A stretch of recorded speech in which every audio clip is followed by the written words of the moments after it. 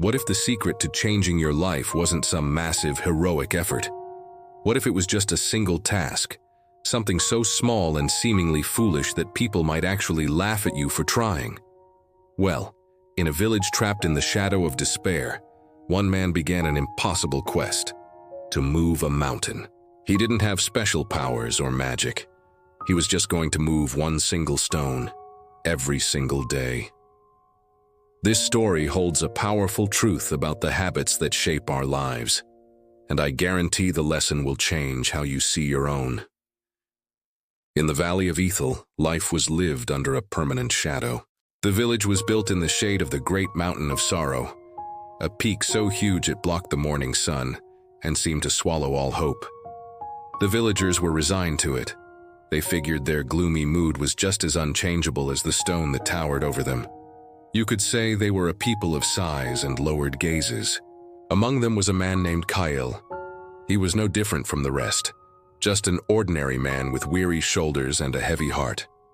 He worked his small plot of land, felt the familiar chill in the air, and accepted the dim light as his reality.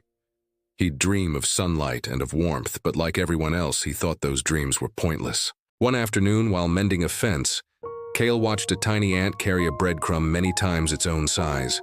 It struggled and it faltered, but it just kept going. Then he noticed the slow, patient drip of water from a ledge onto a stone below, a process that had carved a smooth bowl into solid rock over countless years. Something inside him just shifted. He looked at the impossible mountain, then down at a single stone at his feet, no bigger than his fist. And a foolish, defiant thought sparked in his mind. He couldn't move the mountain, but he could move a stone. His goal wasn't to conquer the whole thing. It was just to carry away one small piece. It was a decision made not out of hope, but as a quiet protest against hopelessness itself. The next morning, Kael walked to the base of the mountain, picked up a stone and carried it to the far side of the valley. He set it down. He went home. That was it. For the first few days, nobody noticed. Then the whispers started. "What's Kael doing?" Soon, the whispers turned into open mockery. "Does he think he can empty the ocean with a cup?" Children pointed and laughed. Kael didn't say a word. Every single morning, he just moved one stone. Any motivation he had at the start faded fast. There was no excitement, no applause, just sore muscles, calloused hands, and the crushing feeling that none of it mattered. Some days he felt like a complete fool, but where motivation failed, discipline took root. The real task became just showing up, no matter how he felt. Months turned into years. The path Kael walked became a defined trail. The pile of stones across the valley grew from a small mound into a hill. But the mountain? It looked exactly the same.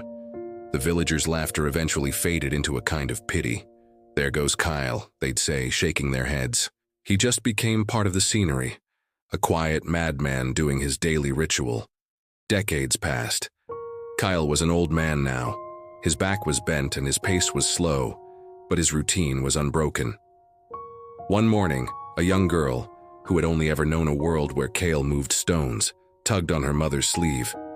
"Mother," she asked, "why does the sun warm our house, but not Alara's house across the square?" Her mother stopped. The villagers stopped, and they all looked up, truly looked for the first time in years. They had been so focused on the mountain's towering peak they never noticed what was happening at its base. See, Kael hadn't moved the mountain. He had done something much smarter. He had carved a wide, gentle pass right through its lowest ridge. For the first time in living memory, the morning sun streamed directly into the heart of the village, bathing the once gloomy town square in brilliant, golden light. The mountain of sorrow was still there, but it no longer held them captive. A single, consistent action, repeated thousands of times, had done the impossible. Kael's story isn't really about moving stones. It's about the incredible, world-changing power of small daily habits. It shows us that monumental goals aren't achieved in one big push, but one small, consistent step at a time.